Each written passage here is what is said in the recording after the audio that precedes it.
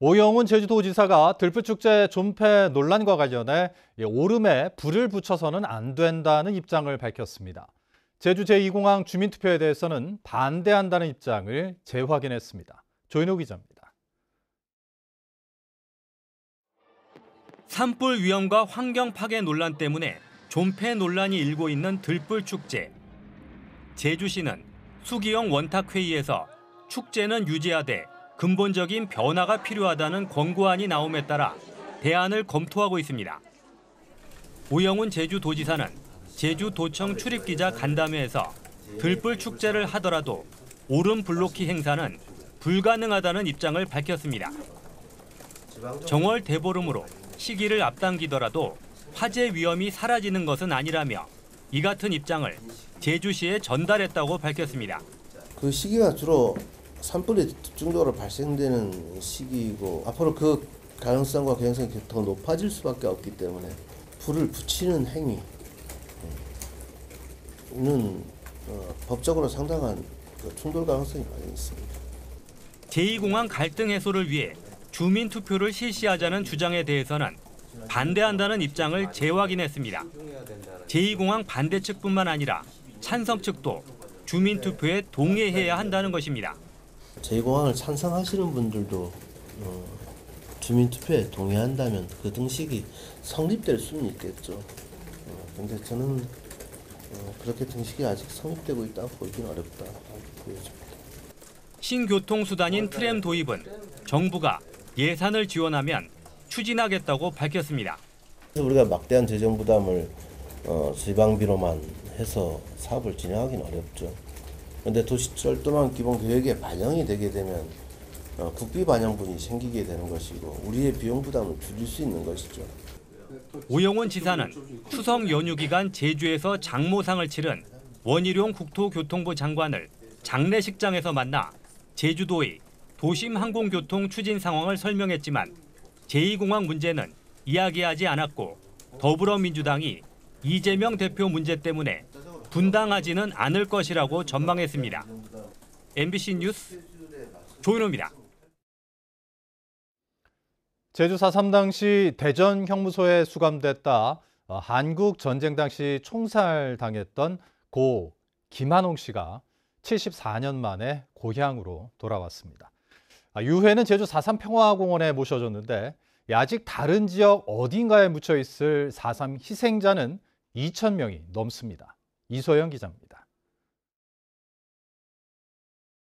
자치경찰의 호의를 받으며 고향 마을에 들어서는 운구 차량. 제주 4.3 당시 행방불명된 고 김한홍 씨입니다. 친인척과 마을 주민이 모인 가운데 김 씨의 넋을 기리는 추모식이 열렸습니다. 74년 동안 집으로 돌아오지 못했습니다. 가족들은 죽었는지 살았는지도 모른 채 수십 년을 원통함과 휘맺힌 한으로 살아왔습니다. 유해는 생가를 둘러본 뒤 4.3 영령들이 잠든 제주 4.3 평화공원에 모셔졌습니다. 행방불명인에서 이제는 김한홍이라는 이름표를 달았습니다. 아버지를 찾으려고 노력했던 아들은 3년 전 세상을 떠났지만 그 뜻을 며느리와 손자가 이어받아 통안의 한을 풀었습니다. 이런 즐거운 이제 아빠를 쳐다가지고 그것도 못 보고 아빠가 죽어서 이제 가오니까 너무나 억울해가지고 억울해서 눈물이 나는 겁니다. 한국 전쟁 당시 대전 형무소 수감자 수천 명이 끌려가 집단 총살당한 산내 골령골 민간인 학살 사건. 지난 2007년부터 유해 발굴이 시작된 대전 골령골에서 발견된 유해는 1,441구. 이 가운데 79에 대한 유전자 감식이 이뤄졌고 유일하게 신원이 확인된 유해가 4.3 희생자였습니다.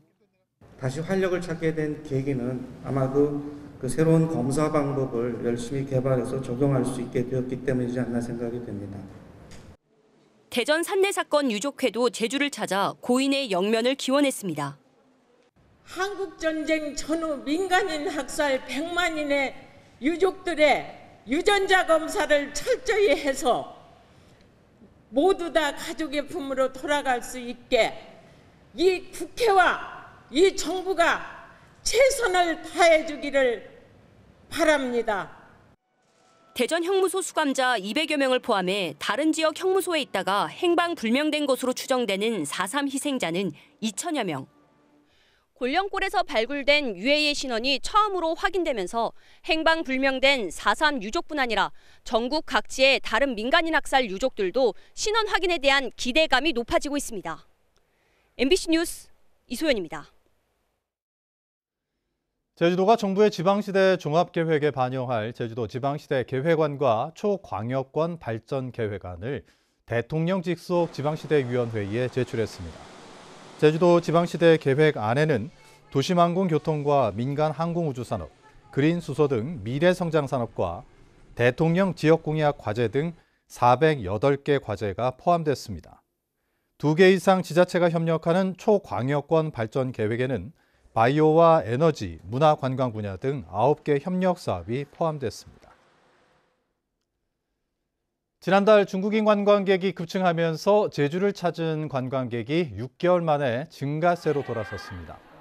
제주도 관광협회에 따르면 지난달 제주를 찾은 관광객은 111만 3천여 명으로 지난해 9월보다 1.7% 증가했습니다.